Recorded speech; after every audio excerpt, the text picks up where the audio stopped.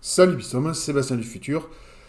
Je viens de me rendre compte malheureusement que au moment du montage, la vidéo que je viens d'enregistrer et que vous allez entendre là a un gros souci de son, et enfin plutôt un gros souci de capture.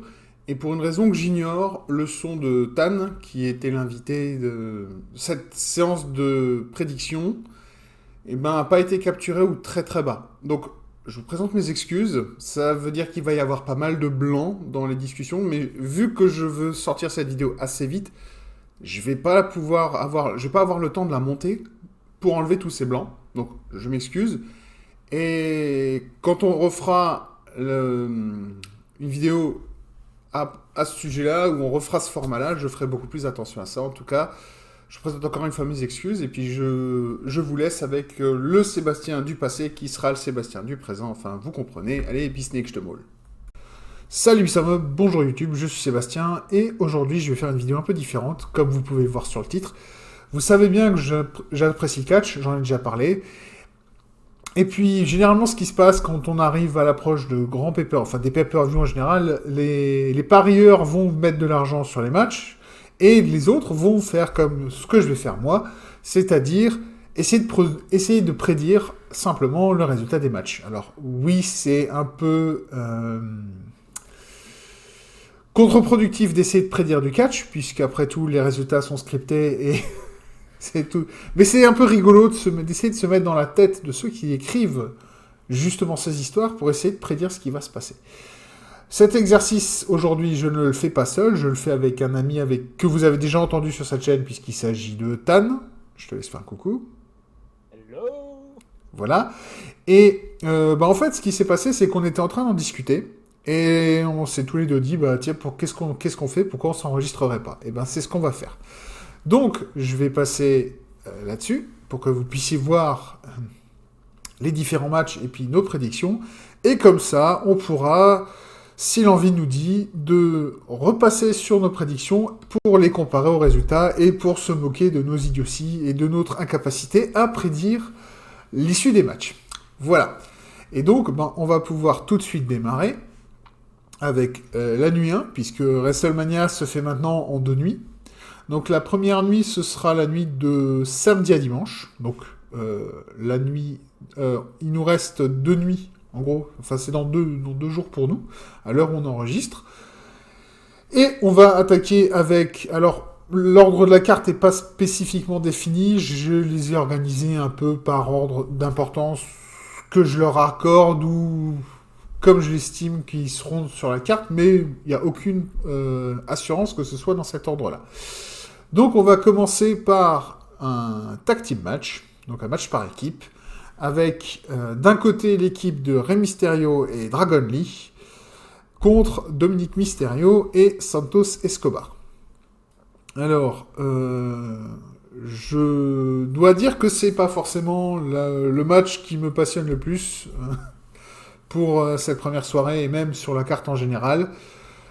Je ne suis pas depuis très longtemps, donc j'ai un peu de mal à vraiment avoir une idée sur le booking à long terme.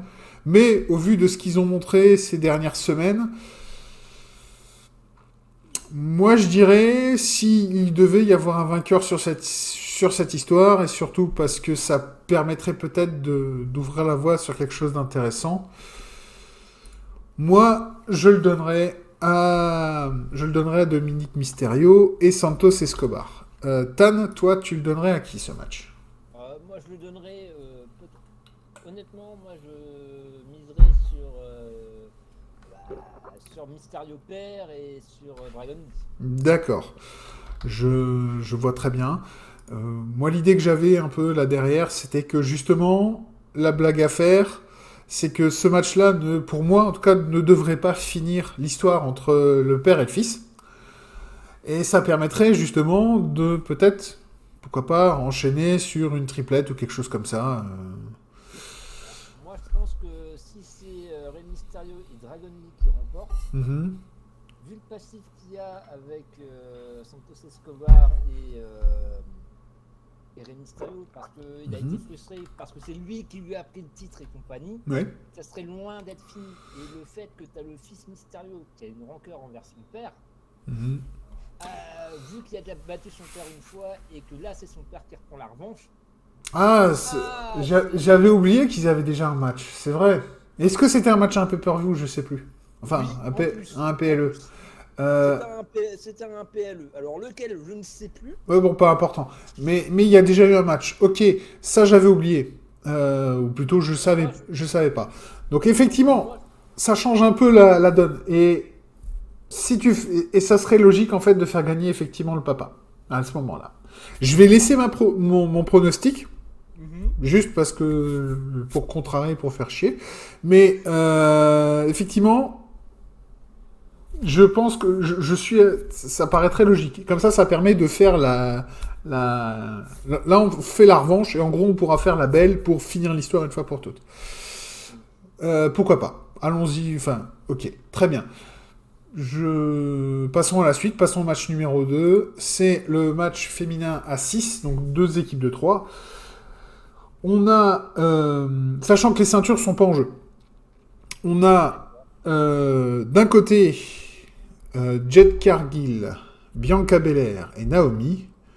Donc si je me rappelle bien, Jade Cargill toute fraîche arrivée de All Elite Wrestling, Bianca Belair qui est du feu du dieu, enfin qui est super, qui marche super fort, et Naomi qui a fait un retour au Royal Rumble et qui était plutôt sympa. Il y avait une bonne réaction. Donc en gros, on a une équipe avec 3 nanas qui sont hyper populaires. Et en face, on a Damage Control, Asuka, Kairi Sane et Dakota Kai. Ouais. Alors, vu que j'ai répondu en premier à la précédente, je te laisse répondre toi en premier. Qui tu verrais gagner? Là, c'est délicat. Je sais pas. Après, le fait que Jade Cargill, c'était quand même chez AEW, c'était quand même une grosse pointure. Mm-hmm. Et là, le fait qu'elle débute réellement au WrestleMania. Oui, c'est son premier. Ouais. On l'a pas vu catcher avant. En plus, oui. Donc, à cause de ça, je dirais qu'il voudrait peut-être la faire commencer sur une victoire. Mm-hmm. Donc, je dirais victoire de Jade Cargill, Bianca Belair et Naomi. Bah écoute, je suis du même avis que toi. Parce qu'en fait, Damage Control peut facilement tanker cette défaite. Ça va pas les faire redescendre. Après tout, elles ont la ceinture. Elles ont la ceinture par équipe. Donc, voilà. Est-ce que ça va... parce que si je me rappelle enfin, de ce que j'ai entendu, puisqu'en gros, je regarde un peu les matchs et j'écoute surtout les résumés de Sturi, Mr. Hawking et parfois Catch Club, mais si c'est rare. Et si j'ai bien compris, ça fait un gros moment qu'il y a une feud entre Damage Control et Bianca Belair. Ça, je pense pas que ça, ce sera la fin. Mais ça pourrait être, avec une victoire, ça pourrait peut-être légitimer une prise de ceinture à un pay-per-view suivant. Plus loin. Voilà. Pourquoi pas, oui. Mais si tu veux continuer à monter Damage Control, faudra peut-être leur laisser la ceinture. Enfin, on verra. Je pense qu'on en saura plus à la suite au résultat de ce match. Ensuite, le match fratricide. Jey Uso contre Jimmy Uso. Et... bon, ok, ça c'est fait. Voilà quoi, c'est aussi simple que ça. Moi, je vais être franc. L'histoire est intéressante. Ce duel frère contre frère, même si je pense qu'ils auraient dû finir ça plus tôt. Parce que si je me rappelle bien, il y avait eu un premier match à SummerSlam des deux. Donc ça fait déjà en gros 6 mois que... Il y a une demi-saison de télé, on va dire, en gros, qui est passée entre les deux. Et là, c'est revenu en plein milieu du feud de la Bloodline contre Rhodes. Et ouais, enfin c'est... Je comprends qu'ils veulent donner un singles match à ces deux-là à WrestleMania, parce qu'après tout, ça fait un bon moment que ces deux-là, ils travaillent pour la WWE, ils le méritent. Un beau match comme ça. Et parce que toi t'as dit Yeet, moi je dirais no Yeet, mais je vais être franc avec toi. Pour moi, c'est un match, c'est du 50. Ce match-là, c'est 50-50. J'ai pas vraiment de. Il peut aller dans un sens comme dans l'autre. De toute façon, je vois pas cette histoire finir avec ce match. Après, si c'est Jimmy qui remporte, il sortirait de l'ombre de son frère de Jey Uso. Parce que c'est vrai que quand tu vois, à un moment, il a eu un match au Tribal Chief contre Roman Reigns où Jay, c'était lui qui est vachement mis en avant, qui est dans la lumière, entre guillemets. Ouais. Et Jimmy, par rapport à Jay, il s'est retrouvé un peu putain, mais j'en ai marre qu'on me compare tout le temps à lui. Et... voilà, ça donnerait aussi une bonne raison pour lui de remporter ce match et de sortir de l'ombre de son frère. Et ce qui serait intéressant, c'est peut-être qu'avec une victoire, il pourrait se passer derrière des trucs parce qu'ils ont déjà un peu présenté l'idée que il y a... Enfin, de toute façon, la Bloodline en soi est une faction qui ne tient pas à grand-chose. Ça a déjà été présenté. Il y a comme ça des idées qui traînent en l'air par rapport à Solo Sikoa, par rapport à Jimmy Uso, pour rester dans la Bloodline. Jimmy avait déjà essayé de trahir, si je me rappelle bien. Donc, pourquoi, après une victoire, il n'essaierait pas simplement de gagner sa liberté? Ça pourrait être intéressant aussi. On verra bien. Mais comme dit, moi, c'est... Excusez-moi, pour moi, ce match, il est... 50-50 aussi, ouais. Match suivant. Un des matchs qui, pour l'instant, m'intéresse le plus dans cette soirée. C'est le match pour le titre intercontinental de Gunther contre Sami Zayn. Et c'est Gunther le champion. Alors...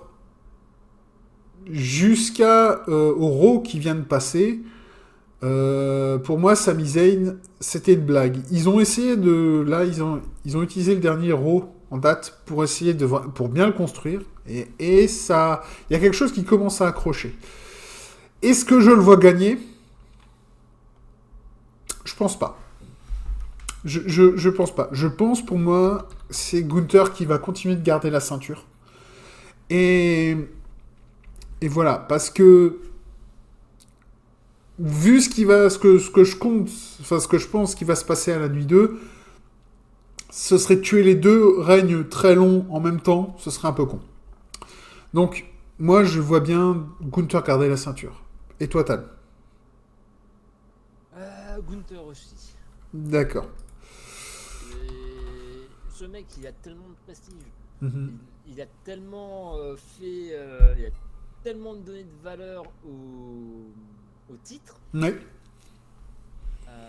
que ça serait... Moi, je trouve que ça serait dommage de donner le titre à Sami Zayn. Alors que Sami Zayn est un excellent catcheur, hein, c'est pas le problème. Mais Gunther a tellement une aura que ça serait gâché. Pour moi, ça serait gâché. Ouais, qu'ils le perdent dans un pay-per-view plus tard, Backlash ou je sais pas, pourquoi pas. Ah, ce serait bien, Backlash, ce serait en France. Ouais, voilà, ça serait énorme. Ouais. Mais ouais, pour WrestleMania, ouais, non, Gunther. Ouais, ok. Ouais, on est d'accord.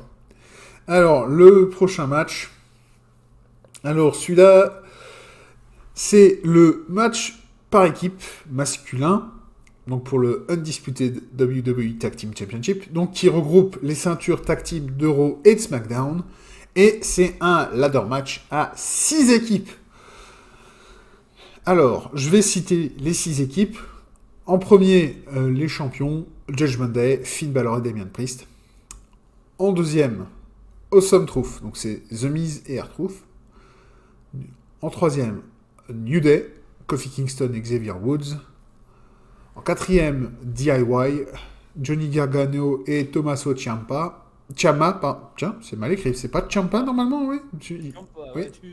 Il n'a fait faute de frappe. Ensuite, cinquième équipe, Austin Theory, Grayson Waller. Et dernier et non des moindres, New Catch Republic, Tyler Bate et Pete Dunne. Anciennement Butch. Alors, il peut se passer plein de choses. Et pourquoi je dis ça? Parce que la WWE a précisé que les 4 ceintures allaient être en jeu, les 2 paires allaient être en jeu séparément. Si ça va être, et donc on se retrouve dans une situation du fusil de Tchekhov. Si stipulation qui est annoncée, c'est une stipulation qui va être utilisée. On n'annonce pas la séparation des deux ceintures, enfin des deux paires de ceintures, je devrais dire, si c'est pas pour justement les séparer. Donc, est-ce que tu veux me donner ton ou tes vainqueurs pour ce match? Ah, alors. Ou tu veux que je commence? C'est comme tu préfères. Oh, bon, allez, je commence. Bah, vas-y. Alors, bon, pour moi, il y a déjà au moins une ceinture qui va partir. Ça va être pour Awesome Truth et The Miz. Parce que, franchement, actuellement, cette équipe, elle est marrante. Ils sont vraiment bons, ils sont ouverts avec le public. Ils font vraiment quelque chose de sympa en plus dans le ring. Donc, franchement, voilà quoi. Ouais. Et surtout après le petit moment R-Truth et le Judgment Day. Ouais. Donc, ouais.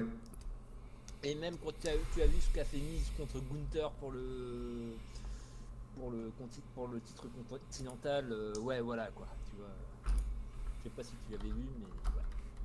Donc, honnêtement, moi je dirais, ouais, Awesome Truth. Mm-hmm. Et pour la deuxième ceinture, ouais. Oh, là c'est déjà plus compliqué. Mm-hmm. Parce que c'est des équipes, en fait, le reste des équipes, c'est des équipes qui méritent. Elles méritent toutes, mais le problème c'est qu'elles... Enfin...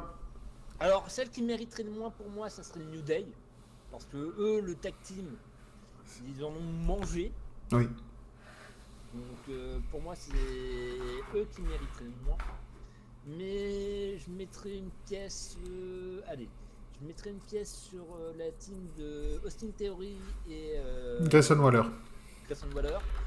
Ok. Et si je devais couper cette pièce en deux, ça serait sur... encore... Ah, punaise, c'est dur. C'est vraiment très dur. Après, tu m'as déjà donné les deux vainqueurs si on séparait les ceintures. Ouais. Maintenant, ouais. Il reste une question. Si on sépare pas, on la donne à qui? Oh, si on la sépare pas,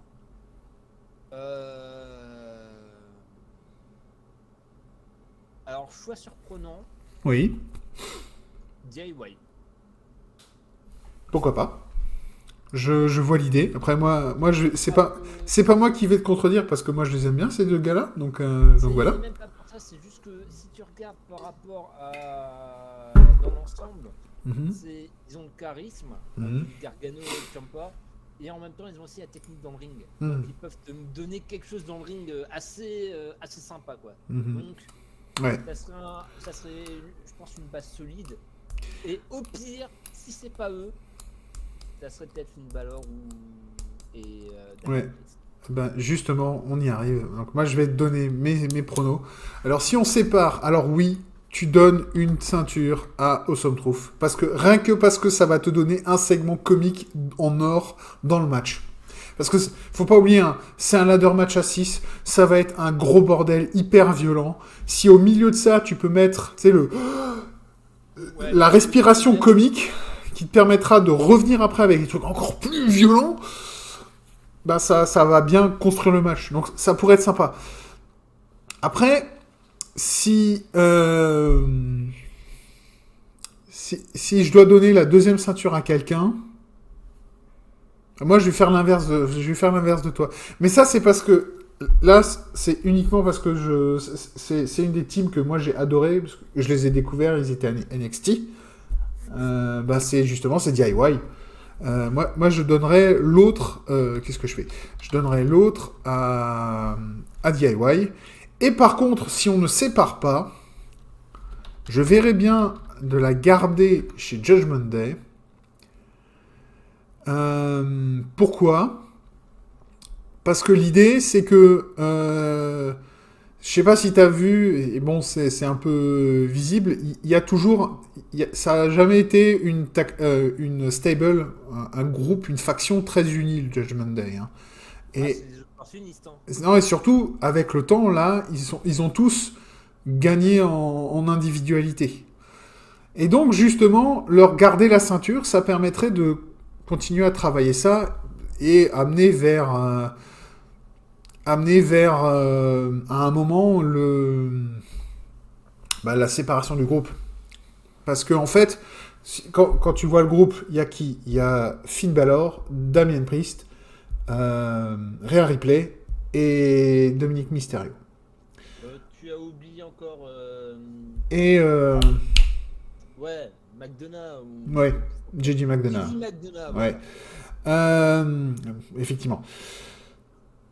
Et en fait, donc sur ces 5, il y en a 4 qui sont vraiment très présents individuellement. JD McDonough, je pourrais pas dire. Comme dit, ça fait depuis très peu de temps que je regarde le catch, et encore, je regarde pas de manière très assidue. Donc voilà. Pour moi, JD McDonough, tu vois, je l'avais même plus, je l'avais oublié de la team. J'avais oublié de la faction. Donc voilà. Mais moi, je verrais bien comme ça. Bon, on verra bien où ça nous emmène. Il n'y a pas besoin de continuer à en discuter. Et on pourra de toute façon continuer à en discuter parce qu'on arrive sur le match suivant.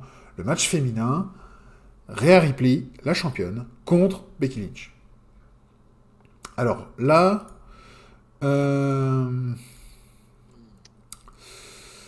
c'est compliqué.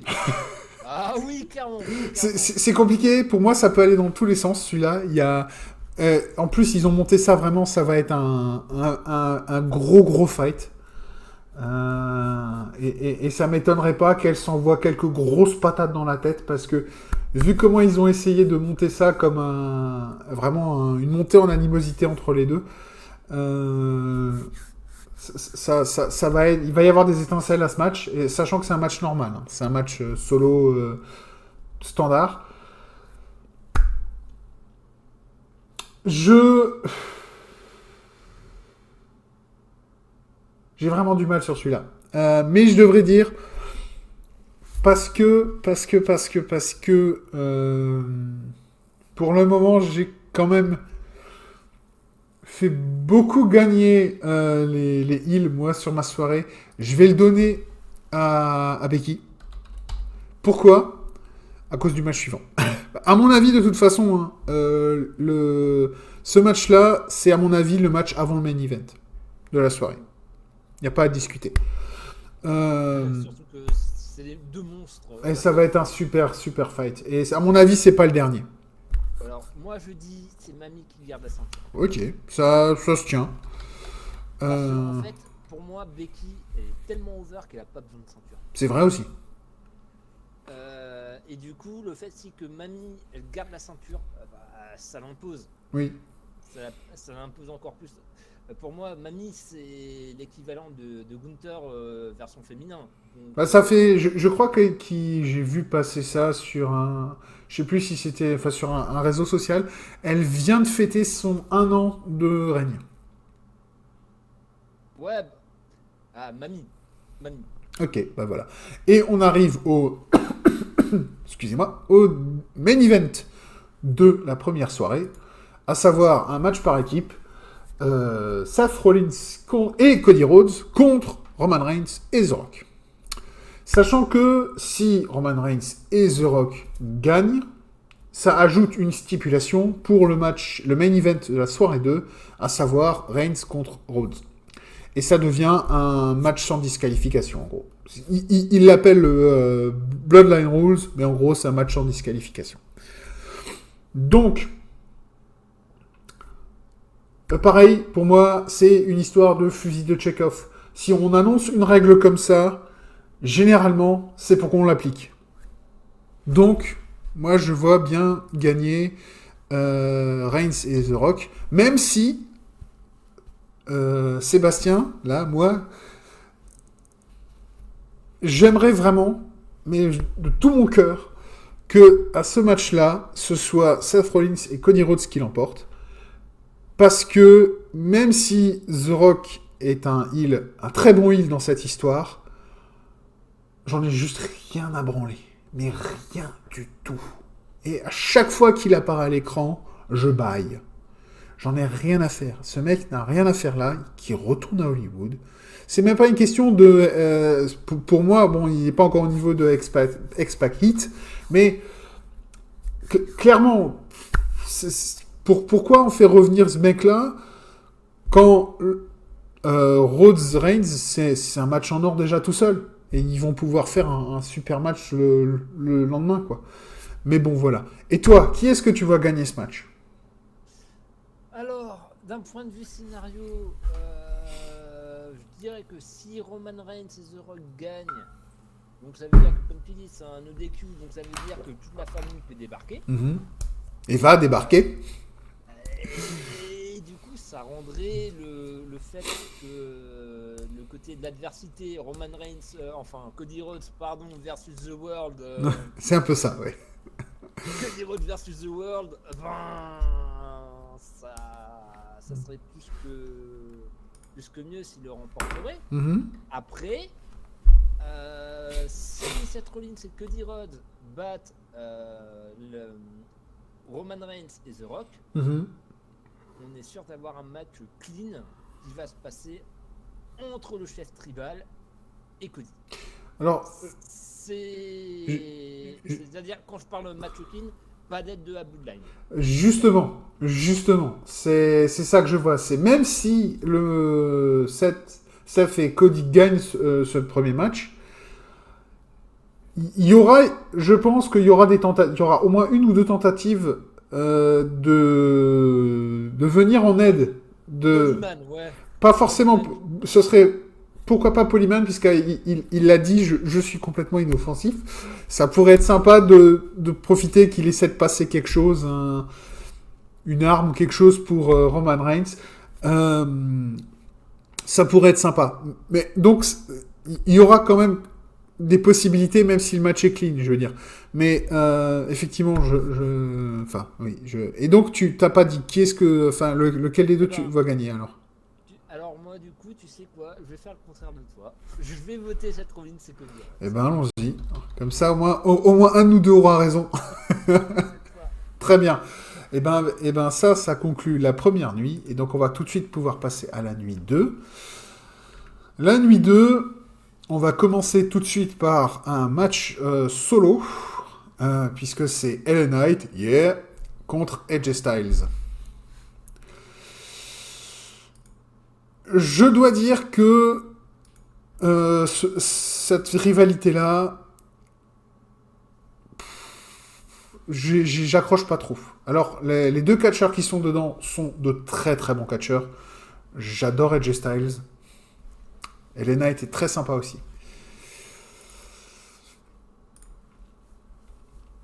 Mais pour moi, ce match, c'est du 50-50. Parce que je suis pas investi dans l'histoire et je sais pas vraiment qui a un intérêt à vraiment gagner dans l'histoire.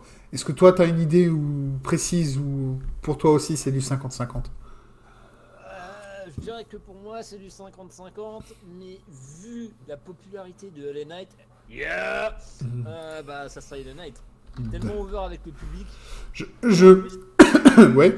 Et le truc à savoir, c'est que le gars, ça fait pas longtemps quand même qu'il est qu'il est à la WWE. D'accord. Il est quand même dans un âge, il a plus de 40 ans. Qui tu parles? De LA Knight. Ah ouais, ok, ouais. C'est bien, quand t'as déjà 40 ans, c'est déjà assez dur de monter sur un WrestleMania. Et lui, ça fait pas longtemps qu'il est là. Peut-être quoi, ça fait un an ou. Je parle pas en tant que LA Knight, hein, je parle pas en tant que. Non, mais dans la compagnie, ouais, dans la boîte. Ouais. Je pense que là, il a eu une progression tellement fulgurante. Il est over à fond là en ce moment. Ouais. Pour moi, dans ce cas-là, ça irait avantage LA Knight. Je suis assez d'accord avec toi et je comptais déjà le donner à LA Knight. Même si le fan de AJ Styles qui est en moi aimerait bien le voir gagner. Mais j'ai pas l'impression qu'il en ait besoin en fait, AJ Styles, de cette victoire. Donc autant la donner à LA Knight. Ensuite, alors, le match de l'inconnu pour moi. Le match par équipe 3 contre 3. Bobby Lashley et les Street Profits contre Final Testament. Donc, les Street Profits, c'est Montez Ford et Angelo Dawkins. Et en face, on a Akam, Rezar et Karrion Kross. Vu que je ne connais, mais alors pas du tout, Final Testament et que c'est une faction de méchants, et que les Street Profits sont toujours bien populaires, je les vois bien gagner. Mais je peux me tromper. Alors là, finalement, en repensant à ce qu'on avait dit avant, quand je pense à Akam et Rezar, quand même, Ouais. si tu te souviens de NXT, Author of Pain. voilà, les Authors of Pain, Ouais. des monstres. Le problème, c'est que, comme à chaque fois, dans NXT, les monstres de NXT, quand ils arrivent dans le main roster, Ouais, le soufflet retombe. ouais, Ça me rappelle une autre équipe. Comment il s'appelait? Ah putain. Les mecs qui se peinturluraient la tronche avec un œil face. Victor et... Oui. Victor et Connor, ouais. Oui. J'ai oublié le nom de leur tag team. Ouais, mais je vois de qui tu parles. Voilà. Et pareil, une fois qu'ils sont passés au même roster, mais le soufflet, il est retombé instantanément. Alors, eux, ils ont arrivé un peu mieux parce que, ils ont des carrures un peu plus grosses et ils ont un manager. Ouais. Et puis bon, là maintenant, faut pas oublier un truc. Quand Victor et Connor sont arrivés, il y avait la houlette de Papa Vince. Ouais, et puis... Ah, oui, déjà, Papa Vince, il est parti. Et avec ce qui est en train de lui tomber sur la gueule, de toute façon, Vince, il va avoir un coup... Enfin, il va... Si la moitié de ce qu'il a été accusé est vrai, il va avoir un traitement à la Chris Benoit. Il va se faire effacer de partout. Ouais, et à juste titre. Mais voilà, mais ça, c'est notre petite parenthèse. Ouais, pour en revenir vraiment à pourquoi je dis ça, c'est que là, maintenant, ils sont sous la houlette de Triple H. Et Triple H, quand il s'occupait d'NXT, quand tu voyais le booking NXT, quand tu voyais les matchs proposés, c'était hyper qualitatif, c'était vraiment bon.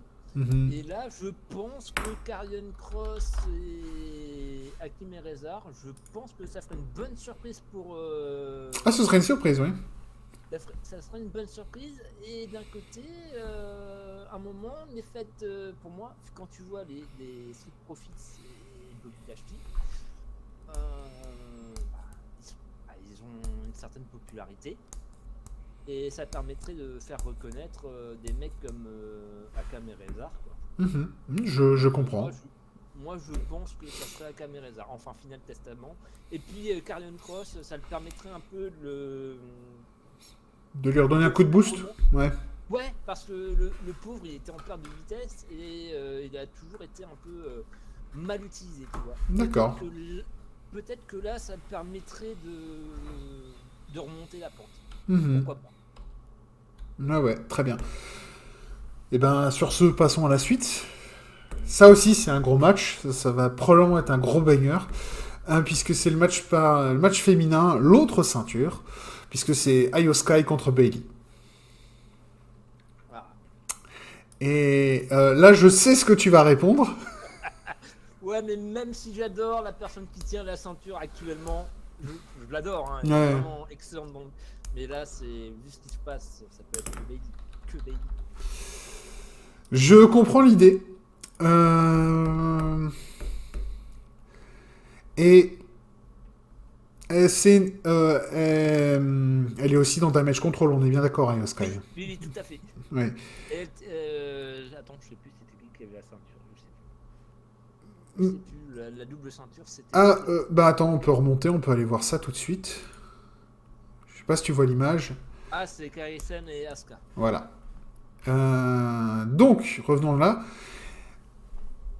Donc, pour en revenir à ça, donc elle est dans Damage Control, mais si elle perd la ceinture, je pense que ça aura un impact pour elle, mais ça aura pas un impact pour la faction, pour l'équipe de Damage Control. Parce que justement, il pourrait se concentrer vraiment sur le titre tag, et ça pourrait valoir le coup. Après, c'est toujours un peu con d'avoir une faction, surtout quand c'est une faction unisexe, donc que des mecs ou que des nanas, de ne pas pouvoir utiliser la Freebird Rule. Parce que c'est justement ça, je trouve ça très rigolo. Donc pour ceux qui ne connaîtraient pas le terme du catch, la Freebird Rule, c'est une règle qui dit que dans une faction, si elle a des ceintures par équipe, tous les membres de la faction peuvent défendre le titre. Enfin, pas tous. Mais on va dire c'est une équipe de 3. et ben 2 de ces 3 vont défendre le titre, quels que soient les 2 parmi les 3. Alors que normalement, c'est une équipe, elle doit être vraiment définie, et ça doit être 2 personnes bien définies. Je crois que le New Day faisait ça à un moment, ils appliquaient la Freebird Rule pendant un petit moment. Et moi, je trouve ça sympa parce que ça permet d'avoir un peu de variété dans les matchs que tu proposes. Donc ça c'est sympa. Bon, ça n'a rien à voir. Je pense que Io Sky peut perdre la ceinture, vu l'histoire qu'ils mettent. Faire gagner Io Sky ne permettrait peut-être de continuer un peu cette rivalité entre Bayley et Damage Control. Le problème, c'est tu vas où après, quoi. Si tu fais ça, Bayley, il faut qu'elle trouve une coéquipière et qu'elle fasse un match tag team pour prendre la ceinture à Damage Control, en gros, la ceinture par équipe. Donc, en gros, c'est soit tu la fais gagner la ceinture solo, soit tu continues, tu lui fais gagner la ceinture par équipe. D'ailleurs, elle a jamais eu de titre par équipe encore, Bayley, je crois. Je sais pas. Comme ça, là, de tête non plus, je sais pas. Et puis bon, c'est pas important. Mais je pense, vu l'histoire, je vais la donner à Bayley aussi. Mais je dois... Mais non, c'est pas du 50-50. Mais on va dire que c'est un coup de poker, moi, ce choix-là. Parce que je vois très bien une victoire d'Io Sky aussi sur cette histoire-là. Mais bon, passons, continuons. On en arrive à un triple threat match pour la ceinture des États-Unis, avec Logan Paul, le champion, contre Kevin Owens, contre Randy Orton. Je vais être franc avec toi, on serait dans WrestleMania, ça m'aurait même pas étonné que ce soit un Hell in a Cell. Je suis surpris qu'ils en aient pas fait un cage match ou un Hell in a Cell de ce combat-là. Avec les fous furieux qui sont là, c'est clair. Bah justement, ça aurait été fun à voir. Parce que si tu te rappelles, je sais pas si tu as eu l'occasion de le voir, le Elimination Chamber, mais Owens, Logan Paul dans le Elimination Chamber, ils étaient vraiment très marrants, ils étaient vraiment bons, ils étaient vraiment très intéressants à voir.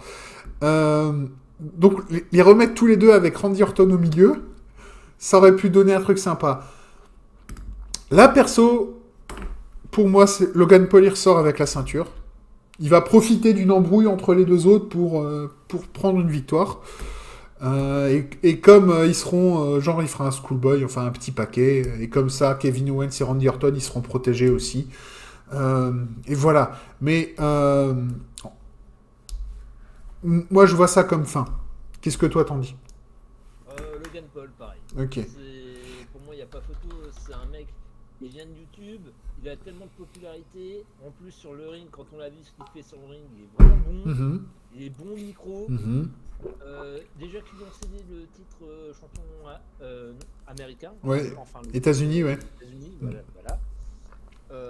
Et vu comment il est over, ouais. Ouais. Pour moi, il le mérite de le garder encore. Franchement, il le mérite. Ouais, et je pense que ça ferait pas de mal à la ceinture en elle-même, parce que à côté de l'autre titre B, qui est le titre intercontinental, le titre États-Unis, il est vraiment beaucoup plus bas au niveau de la valeur, au niveau du prestige, et donc essayer de mettre des gros matchs derrière, ça pourrait être intéressant. On va voir ce qu'ils construisent, parce que en fait, Randy Orton, ça sert à rien de lui redonner une ceinture. Clairement.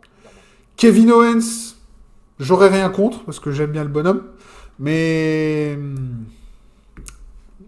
là, continue. Ils ont raison. Enfin, je pense qu'effectivement, continuer de construire Logan Paul est une bonne idée. En parlant de construire, passons au match suivant, qui est au match pour le WWE World Heavyweight Championship, donc pour la ceinture poids lourd, qui est de Seth Rollins contre Drew McIntyre. Ah bah là, il n'y a pas photo pour moi. Pour moi, il n'y a pas photo. Broken Dreams. Drew, ok. Alors, là, je vais faire pareil que la nuit 1. En fait, le truc, c'est que, quoi qu'il arrive dans ce match, Le match suivant, c'est le match dont tout le monde va parler. Et en fait, faire un changement de ceinture à ce moment-là, Ouais. ça va être compliqué derrière pour Drew parce que les gens vont en avoir rien à carrer. Parce que les gens, ils vont être bloqués sur le nouveau champion de l'autre côté. Parce que, bon, je pense que... Enfin bon, on en reparlera quand on y viendra. Mais moi, je pense que si ce changement de ceinture avec ces deux-là doit arriver, c'est pas à WrestleMania. Moi, je pense qu'il doit arriver plus tard. Je pense que s'il doit arriver... Alors, ce serait génial qu'il arrive au PLE, pardon, pas au pay-per-view, mais au PLE suivant, qui est WrestleMania Backlash en France. Ce serait rigolo. Mais ce serait encore pire, enfin non, pardon, pas pire, mais encore meilleur, je devrais dire, si ça a lieu au PLE d'après, qui est Clash at the Castle à Glasgow, sur ses terres à lui. Maintenant, justement, tu disais que le vieil homme au loin n'est plus là, pour prendre la référence de Stury. Les stars locales, maintenant, ont une chance de gagner. Et t'imagines le pop si Drew McIntyre gagne la ceinture à Glasgow. Ouais, clairement. Mais en fait, moi, je regarde un truc. Ça fait quand même 3 fois qu'il défie Seth Rollins. Ah ouais. 3 fois qu'il perd la ceinture face à Seth Rollins. Ouais, ça fait loin. Et ça veut dire qu'il faut continuer le feud jusqu'à 2 PLE plus tard. C'est vrai que ça fait loin. C'est vrai. Pour moi, le fait que Drew McIntyre, il arrive à le battre là, et surtout, si t'as vu ses promos, comment il déchaînait sur Seth Rollins, honnêtement, pour moi, c'est le moment pour Drew de prendre la ceinture. Et comme tu dis, en faisant ton parallèle, parce que du coup, on aurait un... Et d'accord, ça fait 0-0-0. Et là, il marque le... Parce que ça fait 3 défaites pour McIntyre. Là, tu aurais l'inverse qui pourrait être vrai, mais dans le sens Rollins. Parce que là, il sera en défense. Alors, dit, ah ouais, mais le match retour, ouais. Et les matchs retour, ils pourraient être joués de cette manière-là. Et là, ça peut tenir de PLE. Après, il faut pas oublier un truc aussi, c'est que initialement, c'était pour CM Punk. Enfin, faut pas oublier que il y a CM Punk qui est dans l'histoire parce qu'il s'est pris une blessure de Drew McIntyre. Et que ça va dépendre du temps qu'il faut pour qu'il s'en remette. Il va rentrer dans l'histoire à un moment ou à un autre. Pour cette ceinture. Et effectivement, bon, je vais garder mon pronostic. Mais en fait, en continuant à discuter... Non, en fait, non. En continuant d'en discuter avec toi, ça fait sens. Drew McIntyre. Et comme ça, à Payback... Backlash, tu as le match retour, ou bien tu peux le faire à Raw, tu peux le faire à un Raw, et comme ça, tu peux passer à la suite, et si possible, tu pourras faire rentrer Punk sur McIntyre. Voilà, ça marchera aussi, bon, de toute façon. Donc, allez, je me laisse convaincre, et je passe à Drew McIntyre aussi, on verra bien. Mais effectivement, c'est parce que tu l'as dit, ça fait 3 fois. La règle de 3, c'est le 3e match. Donc il serait temps que la ceinture passe. Parce que là, si la ceinture passe pas, ben, l'histoire est finie pour Drew McIntyre. Quoi. Ça va être la place à quelqu'un d'autre. Et on arrive... Alors après, ça me gêne un peu. Mais parce que ça voudrait dire qu'on arrive au main event de la 2e soirée. Le match... pour le Undisputed Title, Roman Reigns contre Cody Rhodes. Alors, vu l'histoire, s'il ne donne pas à Rhodes la ceinture après plus d'1 an de booking et 2 matchs en 2 soirs, je sais pas à quoi il joue. Mais je sais un truc, s'ils le font pas, il va y avoir le feu à Philadelphie. Parce que si Rhodes gagne pas, je sais pas ce qui va se passer, mais ça va être pas bon pour la WWE. Parce que si effectivement Rhodes gagne pas, il y a des chances que ça écœure plein de monde. Et pas juste ça les énerve, ça les écœure. Genre, j'arrête de payer le network et je lâche le catch un petit moment. Euh... C'est le genre de truc-là qui, moi, m'avait fait arrêter de regarder du catch pendant un bon moment. Et d'ailleurs, Roman Reigns était déjà impliqué à l'époque. Donc voilà. Qui est-ce que toi, tu vois gagner pour ce match? Cody Rhodes. Il n'y a pas à discuter, je pense. Hein. Parce que Ça n'a pas de sens de faire gagner Reigns. Reigns, ça n'a plus de sens. Surtout que maintenant, en plus de ça, il catch, il est en temps partiel. Ouais, complètement. C'est... Donc, à un moment, moi, ça commence à bien. J'adore le catcheur, c'est un bon catcheur, mais son personnage, là, actuellement, tel qu'il est, il me saoule. Ouais, ben, il saoule tout le monde. Et pas juste parce que c'est le méchant, hein, ça n'a rien à voir. C'est juste qu'il est temps qu'il change de personnage. Il passe à autre chose. Voilà, c'est ça, je comprends. Next. Et là, franchement, pour moi, c'est Cody, il est parti, vu ce que Cody a vécu, le fait qu'il ait quitté parce qu'il en avait marre de son rôle de Stardust. Pourtant, j'adorais son lui ne l'aimait pas, par contre, si je me rappelle bien. Mais honnêtement, moi je l'adorais, je sais pas pourquoi, il y avait ce côté bref. En plus, je me souviens encore de son match face à Pac avec Stephen Amell de Arrow, bref. Mais là, je m'égare. Ouais. Mais le fait que ce gars-là, il ait quitté la compagnie, il soit allé sur les circuits indés, qu'il ait pu rentrer dans le Bullet Club au Japon, qu'il a fondé la compagnie AEW. Ouais. Qu'il en soit parti. Et qu'il en soit parti pour revenir à la WWE en tant que, pour être considéré réellement comme une superstar. Ouais. Et avec l'aura qu'il a et qu'il mérite d'avoir. Il y a qu'à entendre les gens chanter quand il arrive, c'est impressionnant. Oh, voilà. Là, c'est son moment. C'est son WrestleMania. Ouais, il y a des chances. Pour moi, c'est Cody. On est d'accord. Je vais rajouter... Alors, c'est complètement pas prévu. Je vais rajouter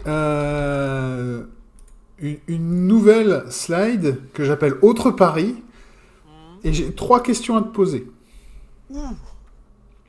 La première, elle est facile. Alors, attends.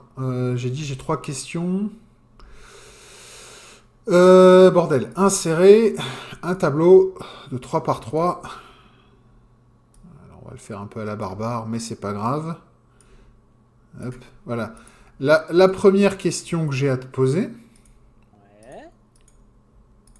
Je vais faire ça. Elle est simple. Est-ce que il y a un cashing du Money in the Bank pendant WrestleMania? Nuit 1 ou nuit 2, hein, je m'en fous. Je dirais que ouais, parce que t'as Senior Money in the Bank. Bah oui, justement. Donc, moi je dirais oui. Et donc sur qui? En gros, est-ce qu'il va cash in sur Seth Rollins ou il va cash in sur Roman Reigns? Ou, enfin, le détenteur de la ceinture de ce match-là.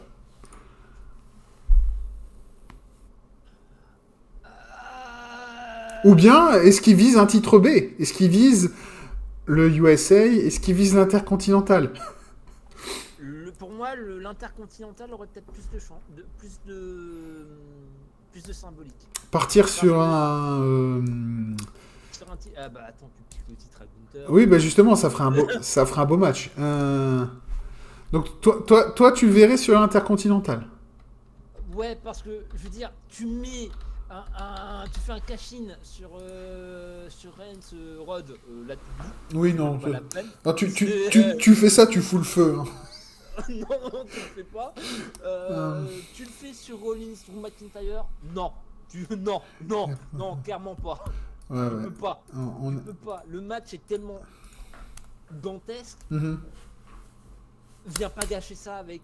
Oui, c'est ça. Moi, c'est clairement Intercontinental. Je pense que ça serait peut-être le choix le plus judicieux. Après, la question, et là je peux pas le faire parce que j'ai qu'un écran, et donc je peux pas faire la recherche, mais le pay-per-view Money in the Bank, il a lieu quand? En gros, pour combien de temps est encore valable la briefcase? Pour combien de temps est valable la valise? Alors, attends. 2 secondes. Parce que normalement, elle est valable 1 an. Donc, Oui. si on arrive... Parce qu'avant, c'était fait à WrestleMania, mais ça fait déjà quelques années que c'est dans un pay-per-view slash PLE maintenant. Oh, et c'est bientôt, hein.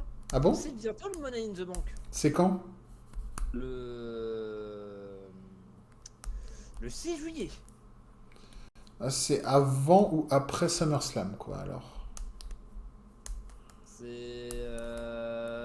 c'est juste... C'est juste après SummerSlam, je crois, hein, parce que SummerSlam, c'est en juin. Attends, non, parce que t'as quoi? Attends, t'as Clash at the Castle. Il est juste après Clash at the Castle. D'accord, donc c'est dans 3 PLE. Donc ils ont encore en gros 3 mois pour l'utiliser. Ça laisse encore de la marge. Ça laisse encore de la marge. C'est ce que je voulais savoir. Et donc, moi, je vais dire non. Pas de cash-in. Pas ce soir. Et maintenant, ma dernière question. Pareil, hein, c'est un truc complètement... Alors, on peut le traiter de 2 manières. On peut le traiter complètement fantasy booking et se faire plaisir et partir dans des délires, ou bien essayer d'être réaliste. Mais en gros, on est plus ou moins d'accord tous les deux que le match Reigns-Rhodes, ce sera un ODQ. Et que forcément, Cody Rhodes, il va être en infériorité numérique. Il y a une légende dans la personne de The Rock qui est du côté de la Bloodline. Donc ma question, c'est quelle légende serait du côté de Rhodes? Et s'il y en a une, sachant que c'est très possible qu'il n'y en ait pas. Alors, je sais pas si c'est possible. Il y en a plusieurs hein, qui sont... mais... Moi, j'en verrai une. Oui. En fait, moi, j'en verrai 2. D'accord. Bah, faudra faire un choix. Mais déjà, tu vois qui? Je vois, alors, parmi les 2 que je te dis, je sais pas pourquoi, mais Taker. Et, et peut-être un plus probable. Oui. Stone Cold. Ouais, voilà, Stone Cold. Et donc, tu dirais plutôt Stone Cold. Ok. Ce que je comprends tout à fait, hein, parce que c'est effectivement Stone Cold The Rock. C'est un grand classique. Ça marcherait bien, mais... et que Stone Cold est toujours en... Est-ce qu'il bosse encore pour la WWE? Parce que je sais qu'il faisait il est déjà remonté sur les rings de la WWE. Non, je parle pas, mais... Oui, mais... Oui, donc alors, ce serait rigolo, effectivement. Ah non, j'en ai un deuxième. Ouais. Enlève Taker, mais un autre Non. qui serait très marrant à voir. Ouais, qui ça? Mick Foley. Mick fucking Foley. Effectivement, donc je te mets plutôt Mick Foley à la place de Stone Cold. Ok. Même si... Mais ça serait... Honnêtement, je sais pas, Foley... Ça serait... Ce serait rigolo, et en même temps, ça voudrait dire qu'il vient... Il y a tout de suite 3 personnes qui viennent t'aider. Ouais, t'as Cactus Jack, t'as Mankind... Et Jude Love. Ouais. C'est vrai que ce serait marrant. Je comprends l'idée. Alors... Et puis what the Rock is cooking, hein. Ouais, après, faut pas oublier que si je me rappelle bien... The Rock et Mick Foley, ils avaient... Ils ont une tag team. Ils ont une tag team, c'est Rock and Sock Connection, ouais. Donc ouais, ça pourrait être rigolo, effectivement, Mick Foley. Est-ce que moi, je verrais quelqu'un venir Alors j'ai aussi entendu, il y en a qui sont à espérer que Triple H foute les pieds dans le ring. Je pense pas, parce que lui comme Taker, je pense qu'ils ont raccroché leurs bottes pour de bon. Euh, Stone Cold, ça serait marrant, effectivement. Mais en fait, moi je vais mettre aucune Mhm. pour la bonne et simple raison que pour la bonne et simple raison que le rajouter une légende dans ce match, pour moi, ce serait voler à Cody Rhodes une part du prestige. Sachant que, par contre, on va être bien d'accord, hein, il y a des gens qui vont venir du roster actif et qui vont aider Cody Rhodes. Il n'y a pas à discuter. Je pense bien. Mais je pense pas qu'il y aura une légende. Mais comme c'est une question que j'ai vu fleurir et des gens qui font qui imaginent des scénarios, je me suis dit que ce serait une bonne question à poser pour ça. Donc voilà, je pense qu'on a fait le tour. On reviendra sur cette vidéo, on reviendra pardon sur cette présentation pour comparer face aux résultats et voir à quel point on est bon ou on est mauvais. Je pense qu'on sera très mauvais, mais bon, pourquoi pas. Je pense aussi. Moi, généralement, chaque fois que j'essaie des prédictions, c'est catastrophique. Donc, donc voilà. Mais l'exercice est toujours rigolo. Et je me suis dit, pour un gros comme WrestleMania 40, ça peut valoir le coup de le faire. Voilà. Je remercie tout le monde, tous ceux qui nous regardent encore, parce que ça fait quand même un petit moment là qu'on s'enregistre. Clairement. Ouais, j'espère que vous trouverez ou que vous avez trouvé ce qui vous rend heureux. Et en attendant la prochaine vidéo, je vous dis à tous, peace next all. Tan, si tu veux conclure, je te laisse le micro pour la fin. Salut Bissaume. Et ben voilà, ça marche aussi. Allez, salut.